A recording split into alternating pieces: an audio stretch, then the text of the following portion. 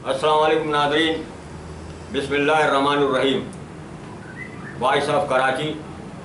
आज हम महाजिर सियासत और महाजिर क़यादत से मुताल्लिक़ अपने प्रोग्राम का दूसरा राउंड शुरू कर रहे हैं, जिसमें बात होगी महाजिर कौमी मूवमेंट के चेयरमैन जनाब आफाक अहमद साहब पर।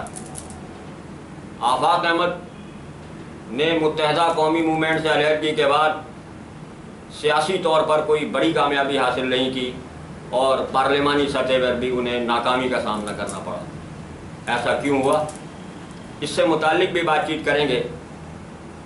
लेकिन एक सवाल जो गुज़िश्ता 30-35 बरस से लोगों के जहन में गर्दिश कर रहा है, वो ये था कि आफाक अहमद ने मुत्तहदा कौमी मूवमेंट से अलहदगी अख्तियार क्यों की। इसके बारे में कयास आराइयाँ अपनी जगह।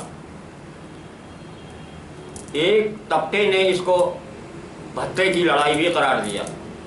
तो मैं आपके इल्म में ये बात लाना चाहता हूँ कि मामला कुछ इस तरह से था कि जब आफाक अहमद साहब ने उस वक्त की महाजिर क़यादत को तजवीज़ पेश की कि औरंगी, साइट एरिया, कोरंगी, लांडी और कराची के मुख्तलिफ़ इलाक़ों में फैक्ट्रियों से जो चंदा महाजिर कौमी मूवमेंट, चूँकि उस वक्त महाजिर कौमी मूवमेंट सी को दिया जाता है, उसको मुकामी महाजिर क़यादत यानी इलाक़ाई अहदेदारों के तवस्सुस से उन्हीं इलाक़ों पर महाजिर अवाम की तरक्की और खुशहाली पर ख़र्च किया जाए।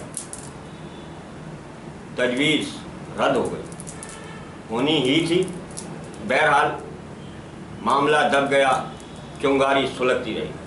फिर एक वक्त ऐसा आया जब इस्लामाबाद की कुछ क़ुव्वतों ने मौलाना कौसर नियाज़ी के ज़रिए अल्ताफ़ हुसैन को ये पैगाम भेजा कि आप कराची से निकलकर पूरे पाकिस्तान की सैर करें। ये बड़ा नाजुक मकाम था जब आफाक अहमद साहब और उनके साथियों ने इस बात पर एतराज़ किया कि महाजिर कौमी हकूक़ की जद्दोजहद के समर में तश्कील करने वाले परचम से लफ्ज़ महाजिर खुरच कर नहीं फेंका जा सकता। ये वो असल बुनियाद थी जो इख्तलाफ का बाइस बनी। अब जहाँ तक आफाक अहमद की नाकामियों का मामला है, तो आम सी बात है कि वो अपने रवैये में महाजिर कास्ट के हवाले से कभी लचक पैदा नहीं होने देते।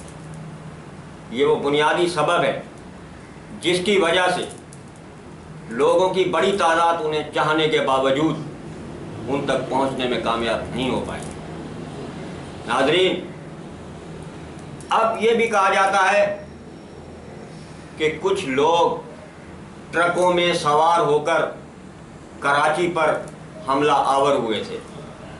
वो लोग ये क्यों नहीं बताते कि फिर 30 साल तुमने किसके कांधों पर चढ़कर महाजरों से कुर्बानी की खालें छीनी थी।